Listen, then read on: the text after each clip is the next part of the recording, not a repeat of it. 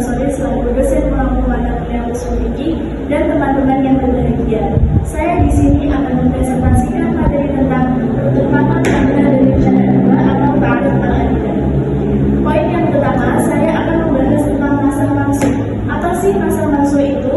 Secara bahasa, nasakh berarti izalah yang artinya menghilangkan, atau naqala yang berarti memahami. Dan secara istilah yang dijelaskan menurut fuqaha adalah raf'u hukmin syar'iyyin sabiqin bi nafsin tahrir ma'rufi bainahuma, yang artinya menghilangkan suatu hukum yang telah lalu dengan sesuatu nas yang datang kemudian dengan ada waktu bersamaan antara keduanya. Sama halnya dengan nasakh, mansukh juga memiliki pengertian cara bahasa, yaitu suatu hal yang diganti. Sedangkan secara istilah adalah hukum syara yang menempati posisi awal, yang belum diubah dan belum diganti dengan hukum syara yang datang kemudian. Selanjutnya saya akan menjelaskan nasakh mansukh secara umum. Yang dimaksud nasakh itu adalah suatu perbuatan pembatalan atau penghapusan yang pada hukum syara dari hukum lama menuju hukum baru yang bersumber dari syara yang datang kemudian. Maka dalam menasakh diperlukan dua unsur penting, yaitu nasakh dan mansukh, di mana nasakh merupakan hukum atau dalil syara yang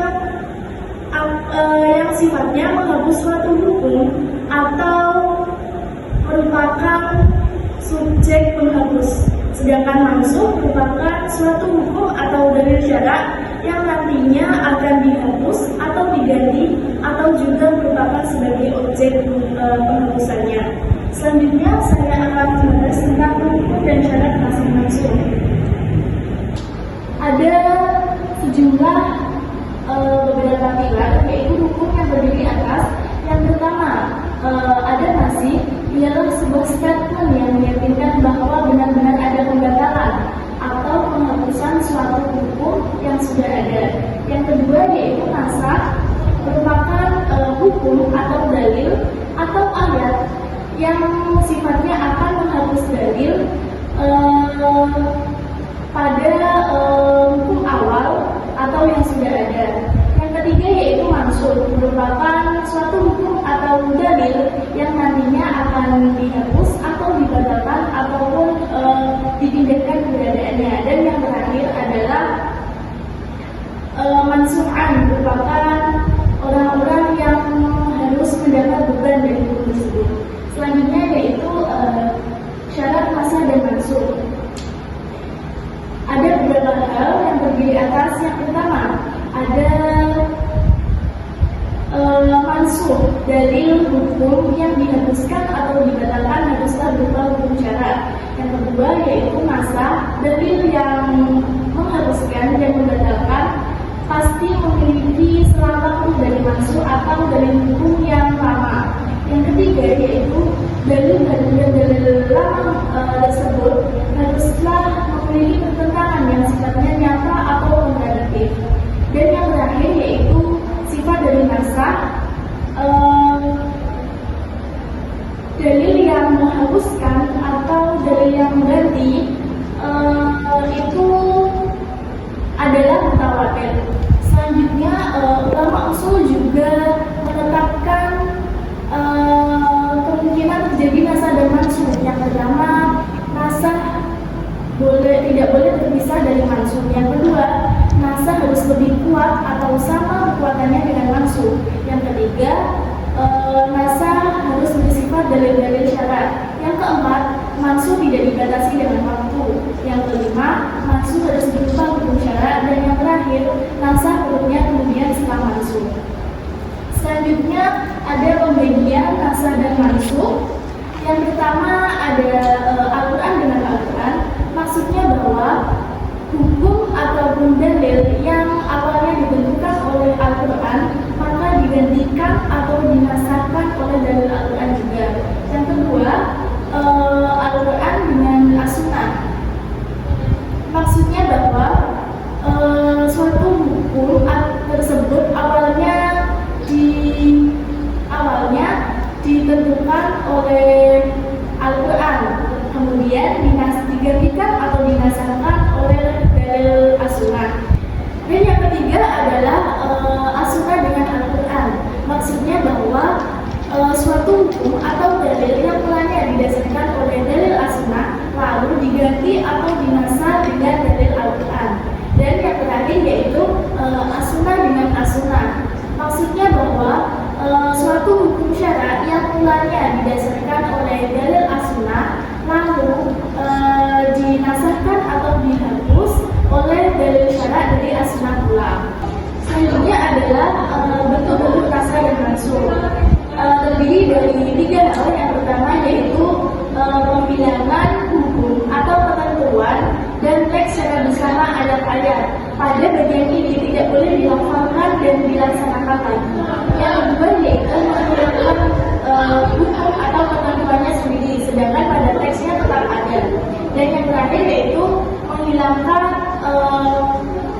teks atau bacaan, sedangkan pada hukumnya tetaplah sahih. Selanjutnya yaitu contoh penerapan nasakh dan mansukh.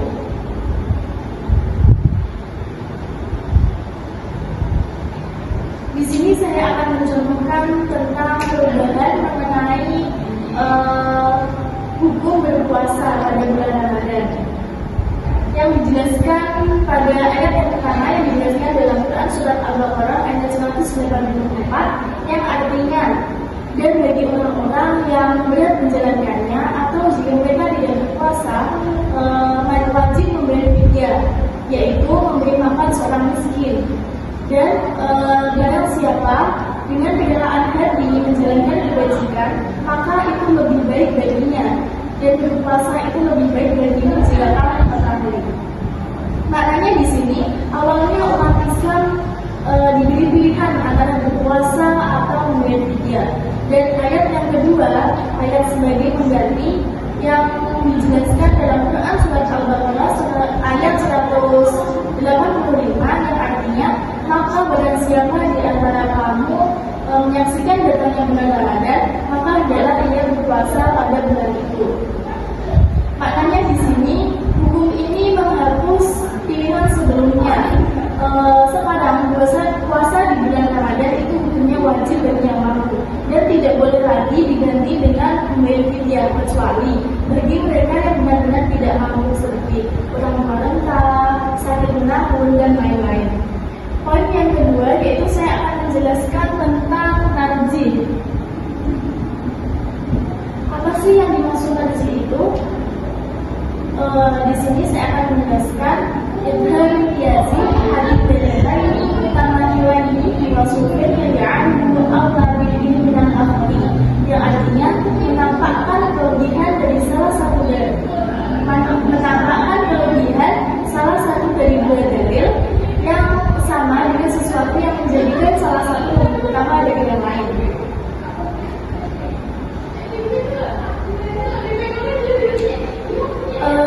Tidak semua hukum syariat berdasarkan dalil yang qat'i atau pasti, tetapi sebagiannya, bahkan sebagian besarnya berdasarkan pada dalil yang murni.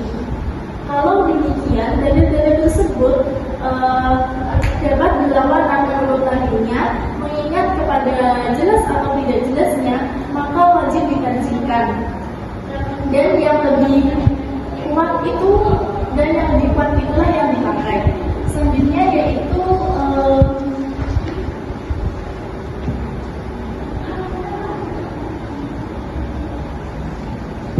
yang kedua unsur dan syarat tarjih.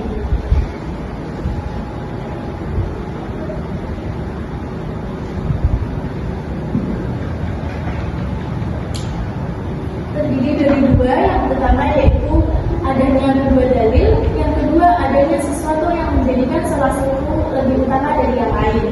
Untuk kedua dalil ini disyaratkan yang pertama bersamaan kekuatannya, yang kedua bersamaan syaratnya, dan yang ketiga keduanya menetapkan hukum yang sama dalam satu waktu. Dari uraian ahli usul dibagi menjadi dua bagian, yaitu dalil yang manqul dan dalil yang maqul. Yang pertama, untuk dalil-dalil yang manqul adalah yang pertama yang kembali pada Quran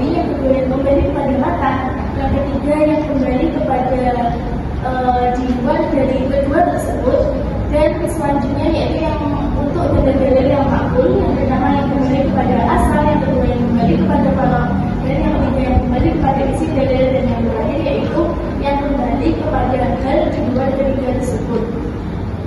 Selanjutnya yaitu jalan-jalan tanzil.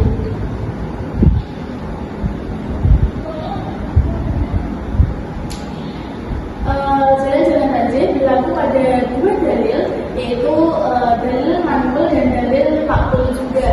Yang berlaku pada dalil manqul yang pertama yang kembali kepada diri perawi, yang kedua yang kembali kepada tazkiyah perawi, yang ketiga yang kembali kepada riwayatan, yang keempat yang kembali kepada nakal, ditinggalkan pada lakal dan makna, dan yang kelima itu yang kembali kepada isi dalil, dan yang keenam tarjih sesuatu dalil berdasarkan yang lain dari hal tersebut, dan yang kembali kepada dan yang berlaku kepada dalil-dalil makbul adalah yang pertama yang kembali kepada asal, yang kedua yang kembali kepada farad, dan yang ketiga yang kembali kepada isi dalil qiyas dan sesuatu di luar dari asal dan farad. Oleh ulama usul disamakan dengan apa yang ada dengan dalil makbul dalam masalah yang sama. Selanjutnya, meskipun sudah dilakukan tarjih atau upaya menguatkan salah satu dalil, persoalan ta'aruf al-adilah belum sepenuhnya selesai. Jika terjadi bertentangan antara dalil-dalil dari sunnah dan qiyas dan tidak ada solusi atau tarjih, maka ditawakufkan atau ditangguhkan. Maka keduanya harus ditawakufkan atau ditangguhkan sesuai dengan kaidah idza ta'arada tasaqata, yang artinya bila kedua dalil ta'arud atau maksudnya ta'arud hakiki, keduanya jatuh martabatnya sebagai dalil. Selanjutnya yaitu contoh penerapan tarjih.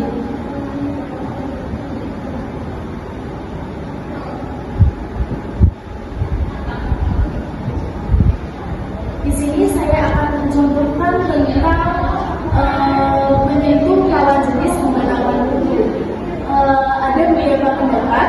Yang pertama pendapat dari mazhab Syafi'i, yaitu menyentuh lawan jenis yang bukan makna membatalkan wudu, meskipun tanpa syahwat. Dalil Quran surat An-Nisa ayat 43. Kata lamaskum di sini atau kamu menyentuh dipahami secara harfiah.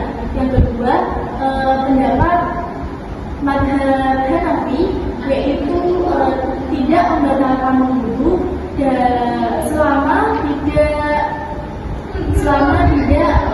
disertai kepadanya sesuatu, misalnya mani atau mandi. Nah, kata lamaskum di sini dimaksudkan sebagai hubungan seksual, bukan sekedar sentuhan kulit. Dan pendapat yang terakhir yaitu pendapat mazhab Maliki dan Hambali, sentuhan kulit tidak membatalkan wudu jika tidak disertai dengan syahwat, mengingat bahwa pembatalan tergantung pada konteks hasrat, bukan sekedar sentuhan.